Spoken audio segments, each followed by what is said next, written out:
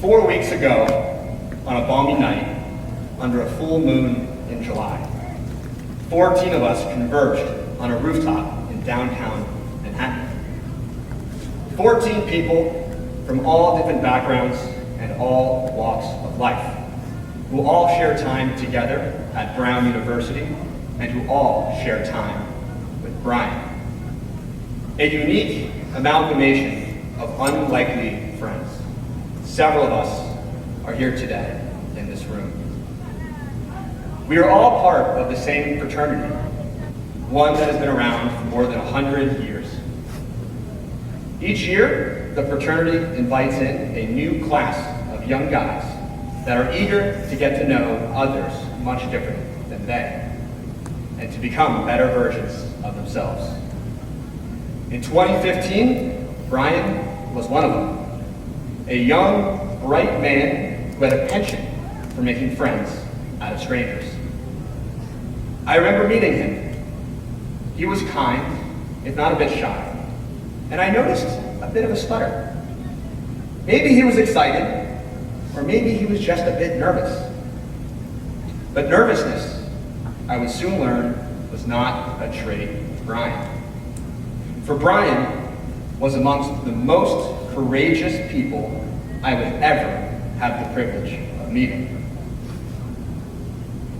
In his time joining the fraternity and learning about our shared values, Brian demonstrated the qualities of a young man eager to develop, to grow, and to contribute. To get to know people much different than he, such as the likes of us.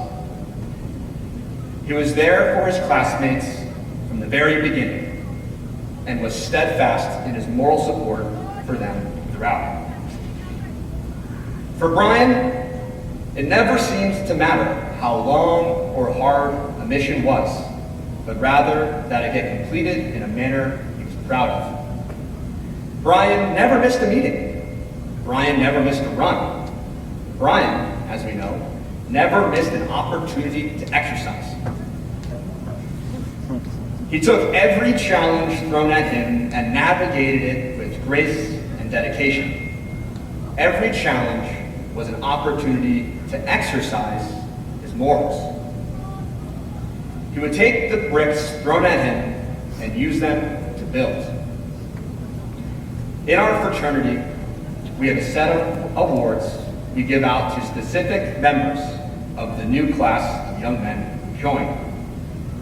Brian earns one of the highest honors, the recognition of being named the spark of his class. The spark is the motivator, the one who gets it all started, the one who sparks those around him, igniting the moment and pushing us all to be better. The spark is the one who carries the weight of his classmates, something Brian did time and time again with pride and without complaint. To drive home the meaning and the weight of the honor, the spark is asked to carry around a 40-pound cinder block, a literal brick. Symbolically and quite literally, the spark becomes the rock of the class. And true to the word, Brian was a steadfast and reliable friend to all around him. A rock to his friends and a rock to his family. You see, Brian liked to lift things, even going out of his way to compete in the powerlifting club at Brown. A club which didn't actually exist in the eyes of the university, but one which Brian nonetheless sparked and did anyway. When Brian and his classmates finally completed the process and officially joined the fraternity as brothers, Brian took on a new responsibility, that of the spirit guide to the next generation of young men who joined. Brian's job was to help them navigate the process and pick them up whenever they were down. He was the one that they would turn to when they needed advice and wisdom. Over the years, the small stutter I noticed became less and less, as Brian became more confident, more steady, and as he found his voice and those around him listened. Brian was always there to counsel and guide his friends, and as time went on, I found myself looking to him for help navigating my own journey.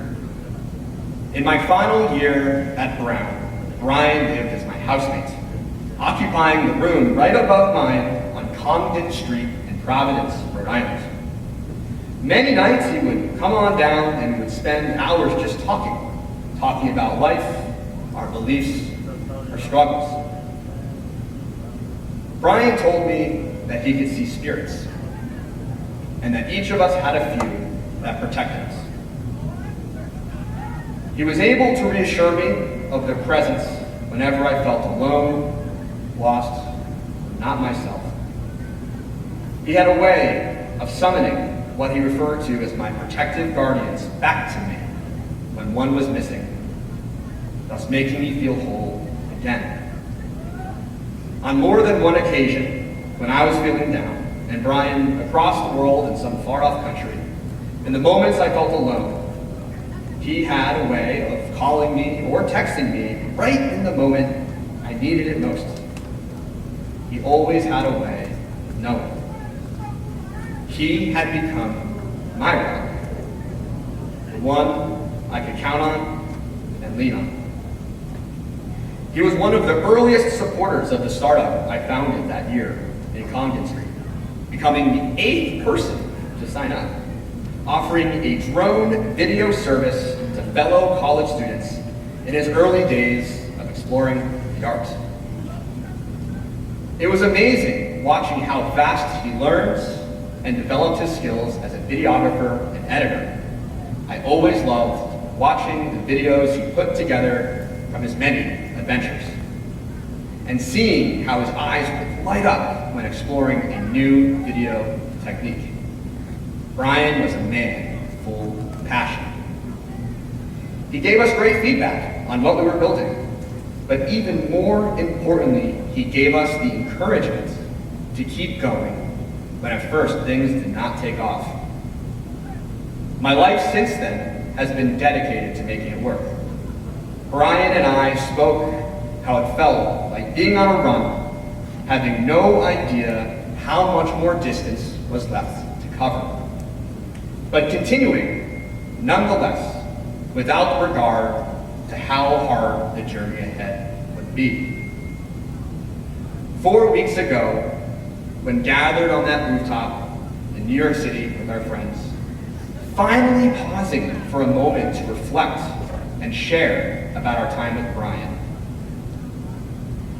it became clear that Brian was truly the best of us. He approached every challenge with wisdom, patience, fairness, and courage. And not just physical courage, but the mental courage to do what was right. The courage to have deep, honest, and hard conversations. The courage to help his friends. The courage to practice his morals. The courage to pursue his passions and step outside his comfort zone. The courage to push himself and to grow. The courage to be kind and generous to strangers. The courage to smile. And the courage to respond to challenges with patience, wisdom, and his morals. It is these qualities that I will always try to channel. And whenever life hands me a cinder block, I know that I can ask myself, what would Brian